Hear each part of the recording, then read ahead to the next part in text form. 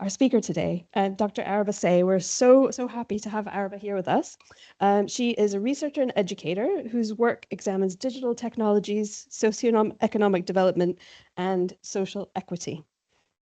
She's held research positions at the University of Washington Information School, the UN University Institute in Macau, and Research ICT Africa.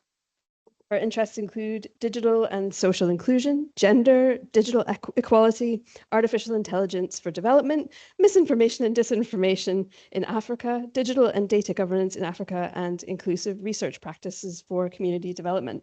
And I know from just the range of people that we have in the room and online that people are being drawn by not only the topic of your talk today, but about the really amazing breadth of experience and insight that we know that you're bringing on for us today. So today, Araba is going to be sharing with us her insights into the topic of connections and disconnections in technological visions for development in sub-Saharan Africa. And this is really such an important topic, and those who were fortunate to hear Araba in a panel discussion about a year and a half ago here at EFI about AI and education will know what a treat we're in for today, but I won't say any more than that, and I will just hand over to Araba and say thank you so much for being with us, and we really look forward to your talk. Thank you. Thank you. Hi, everyone, and thank you to those in the room and those online for taking the time to join us today. I want to say a special thanks to EFI and my lovely hosts, Jen and Yanya, for supporting my trip. It's really great to be back in Edinburgh again, and essentially to continue the conversation that we started several months ago. I'd like to think of this seminar today more as a conversation than a presentation. So I am going to try and keep my remarks to roughly 35 minutes. So that we have ample time to interact after that. But do alert me if I'm talking too fast, and somebody please stop me if I'm still talking after 45 minutes. My plan for today is to share some thoughts on the state of technological visions for development in Africa.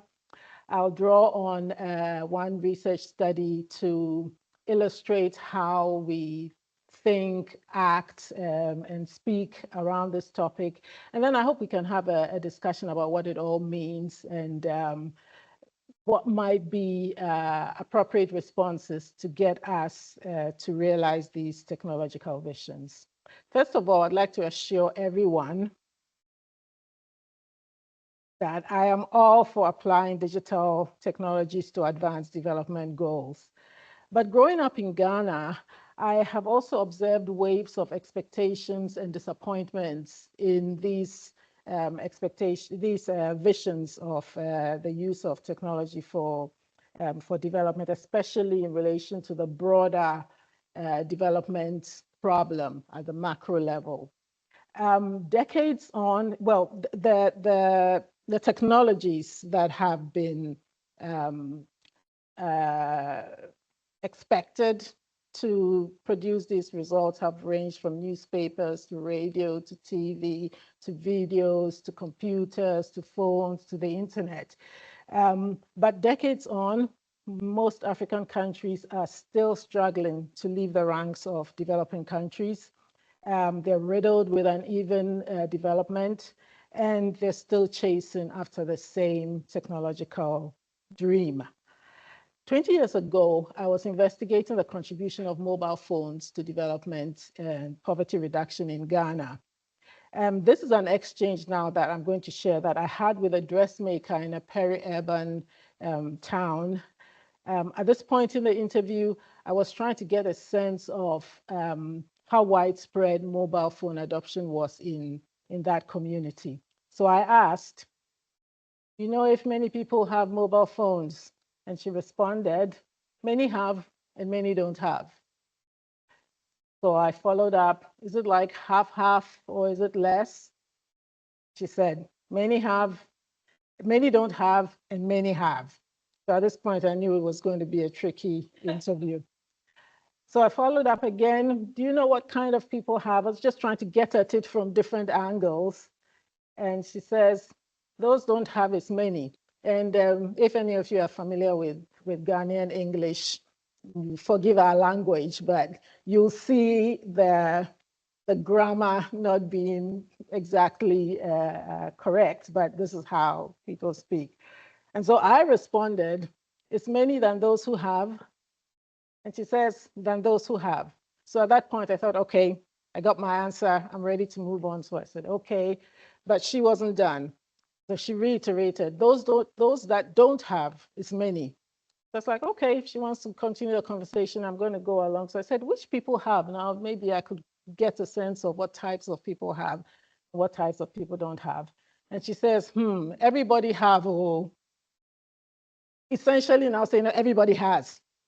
So she's gone from saying some people have and some people don't have to saying most people don't have, and now she's saying everybody has a mobile phone.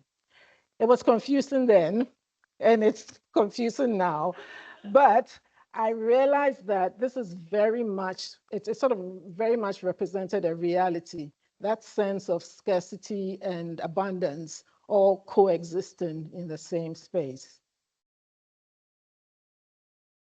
But 40 years ago, the Maitland report noted that there was an evidence-based correlation between a country's telecom infrastructure and the country's socioeconomic level of development. And they argued that there was a telecom divide between developing and developed countries that was unacceptable. The report recommended increasing investment in telecom infrastructure. And they argued that if that was done, within 20 years, virtually the whole of humanity should be enjoying the benefits of telephony, right? So, and I think that the portion of this that is most important is the benefits. So they said you would be within easy reach of a telephone, but also all the benefits that come with it. And this was what was expected to happen within 20 years. 20 years later, exactly, a status review found that there had been significant telecom expansion, but it also found persistent gaps in affordability, quality, rural access, and meaningful use. The missing link had a missing link. Around the same time, that new missing link had apparently been found. It was mobile communications. And there's no doubt that mobile phones have been adopted at a much faster rate compared to other technologies in the developing world, and that their use has contributed immensely to improvements in people's lives. But to what extent has this led to the anticipated large-scale socioeconomic change, in particular for people with low income and low wealth? And to what extent is the distribution of the development gains evened out across different populations? The evidence continues to point to persistent barriers that limit the ability of many people to fully, to gain full benefit from digital technologies, even if they have some level of access. So for example, these are some results from the latest after access surveys by Research ICT Africa, showing that while most micro enterprises have access to mobile phones, only a really small proportion of those phones are smartphones. And this means that in the audiovisual heavy digital ecosystem, their access is actually quite limited. A similar situation applies across different segments of the general populations in a variety of countries. Annual surveys by GSMA show that while digital access is increasing in low-income and middle-income countries, in 2018, women were still 10% less likely than men to own a mobile phone. And by 2025, that number had only gone down to 8%. So women were 8% less likely than men to own a mobile phone. Another example, between 2017 and 2020, Research ICT Africa gathered evidence showing that despite having great mobile network coverage, low data prices, and progressive digital and gender policies, Rwanda also had one of the largest gender gaps in internet use. So as the goalpost has shifted from basic phones to feature phones to smartphones, new digital divides and inequalities have emerged in relation to internet-enabled devices, digital literacy, affordability of data, and even safety and security, and ultimately in the ability to translate digital access into real-life benefits. The missing link to the missing link also has a missing link. The challenges are well known and honestly haven't changed much in the last, I'll say in ages. For example, in 2019, I worked with colleagues in the Equals Global Partnership for gender digital equality to review data and literature on digital access, skills, and leadership. We identified these 6 major barriers to gender digital equality. Nothing particularly surprising or groundbreaking here. Anyone doing a similar analysis maybe 20 years earlier would probably have found similar barriers. And I hate to think that 20 years from now, someone doing a similar study is going to find similar barriers. And the proposed solutions, also nothing magical or extraordinary there. Expand infrastructure, improve affordability, remove gender-based barriers to finance and capital, invest in digital literacy, address gender discrimination and stereotypes, provide relevant content and services, deploy measures to improve online and offline safety, collect gender disaggregated data for target setting, monitoring, and evaluation. The list goes on, but these 2 have been common knowledge for decades. Yet, even as 2025 was being announced as the International Year of Quantum Science, UNESCO was noting the same challenges that have occurred with technology after technology after technology. Disparities in infrastructure, in expertise, and in opportunity, especially for those in underserved regions. In fact, Research ICT Africa has noted the existence of what it calls a digital inequality paradox. As technologies become more sophisticated and more widely adopted, inequalities, both digital and social, are increasing. In part due to differential capacities or resources to utilize the technologies to their fullest benefit, but also due to the unequal distribution of the opportunities, risks, benefits, and harms associated with these technologies. Opportunities and benefits tend to be disproportionately accruing to the already privileged, while the risks and the harms are disproportionately accruing to those that are already disadvantaged. So like I said, the missing link to the missing link has a missing link. And so it goes from mass media and whatever came before to blockchain, to AI, to quantum computing. Probably no one doubts the potential of digital transformation for human development. But when it comes to poverty reduction and the equal distribution of the benefits of outcomes, there still appears to be a missing link. Even after Schramm in 1979 noted the disappointing results of mass media on the development agenda, our enthusiasm for technological visions remain uncurbed. The missing link to the missing link still has a missing link. I'm not saying these technological visions are a bad thing, far from it. In fact, one of the reasons why I'm really interested in the work that you're all doing here at EFI is because there is something powerful about futures thinking. But I do more occasionally than before wonder whether we have been bewitched by the transformative potential of communication or digital technologies. And whether forgetting the past is a feature of this bewitchment. Do we convince ourselves that this time we will get it right?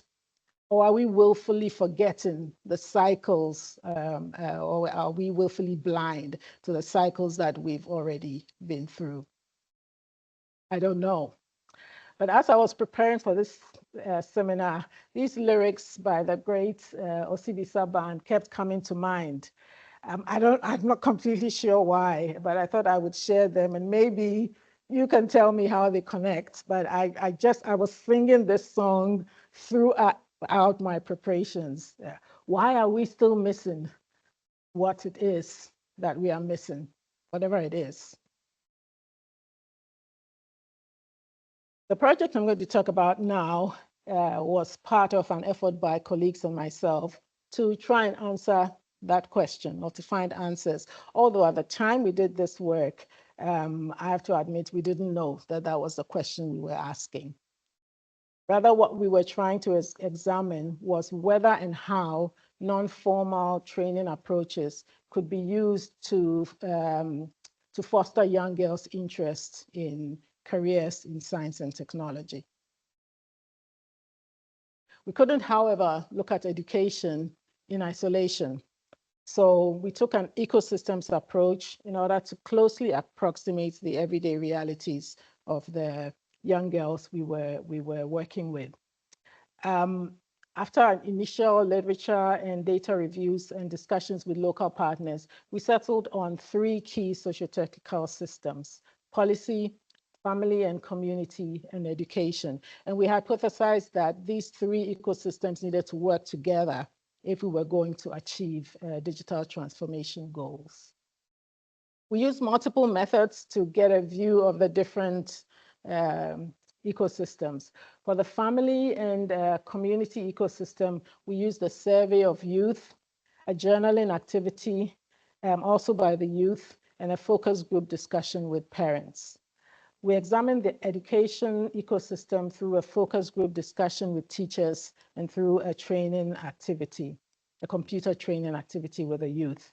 And the policy ecosystem we examined through a gender data landscaping, analysis of global and national and global agencies, ICT policy documents, and interviews with local technology professionals and policymakers. Our research was in a village just on the outskirts of Kumasi in the Ashanti region of Ghana, a village of about 300 people, and we collected data in 2021. So our examination of the 3 ecosystems show the importance of home education and policy settings for youth education and access to science and technology. But it also revealed several disconnections within and across the 3 ecosystems, evident in misaligned and sometimes contradictory rhetoric, policy, plans, actions. I'll quickly summarize the observations on policy and education ecosystems, and then I will focus a bit more for our purposes today on the family ecosystem.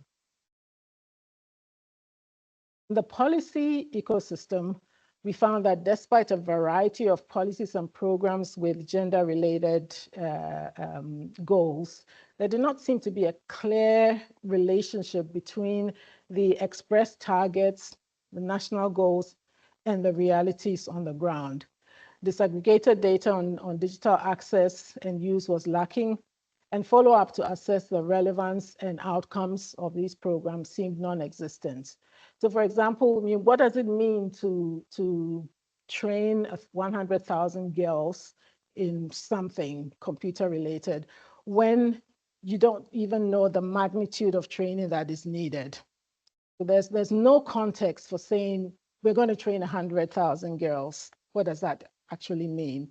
That kind of thinking did not appear to have been factored into the programs and plans. And in fact, most of the policies seem to be drawing on international agendas, international digital transformation policy documents, and not based on local contexts.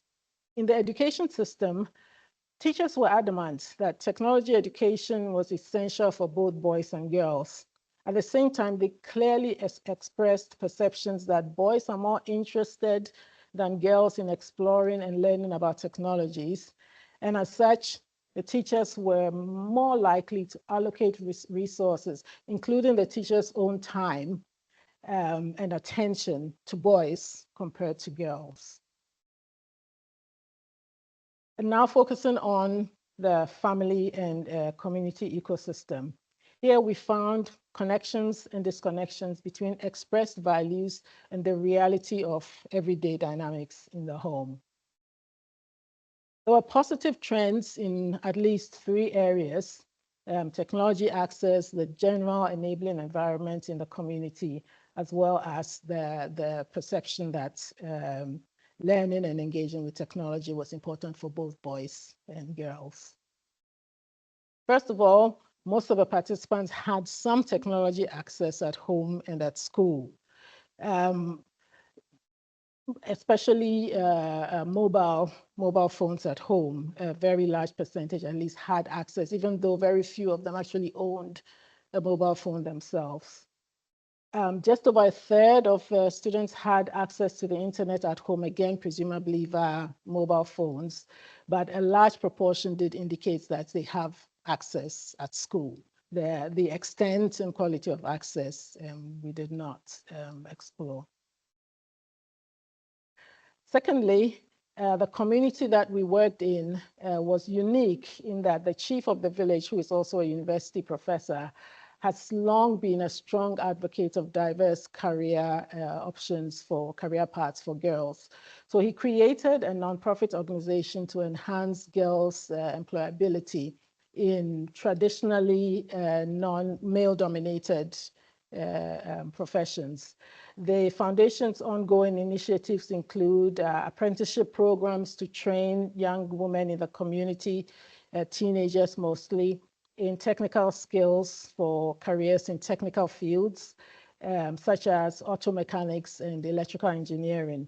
And this, we believe, could, if it's not already, ultimately create an environment of openness to women and girls making these types of career moves. And thirdly, as these sample quotes illustrate, most of the parents perceive technology access and use to be important for both boys and girls, even if, as you see in the second quote, boys did get the first right of use. Now, just pause for a few minutes to give you a chance to read the quotes.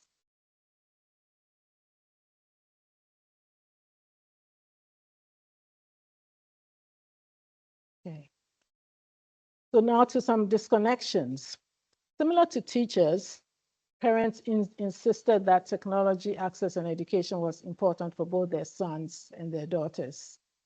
But this did not always align with the way they treated girls in the family context. We noted disconnections in relation to parents expressed neutral views on gender equality versus the reality of gendered household expectations. Disparities in parental control over male versus female youths' access to and use of digital technology, and an apparent distrust of girls' extracurricular activities. I'll touch on each of these now briefly. On the first disconnection, our analysis of the participants' journals showed a higher burden of household chores for girls compared to boys. Overall, they identified 18 types of pre- and post-school activities, comprising 11 household chores, 1 education-related, which is studying, and 6 leisure or personal activities. All but 2 of these were mentioned by a higher percentage of girls than boys. Studying and playing were the only activities that were mentioned by an equal or higher proportion of the boys. Overall, it can be concluded that while both male and female youth were assigned domestic chores, so they do all have some household chores, the activities were highly or mostly gendered, with females tending to be responsible for more household chores. To get a clearer picture, we compared the general data for just siblings. So because we wanted to be able to understand the household dynamics, one of the things we did in our sampling was to try and get as many pairs of siblings as we could in the sample. So we had 7 sibling pairs in the total sample of 22 youth. And so we looked just at the entries for those siblings, and counted the number of times they mentioned doing a particular activity during the 2-week journaling period.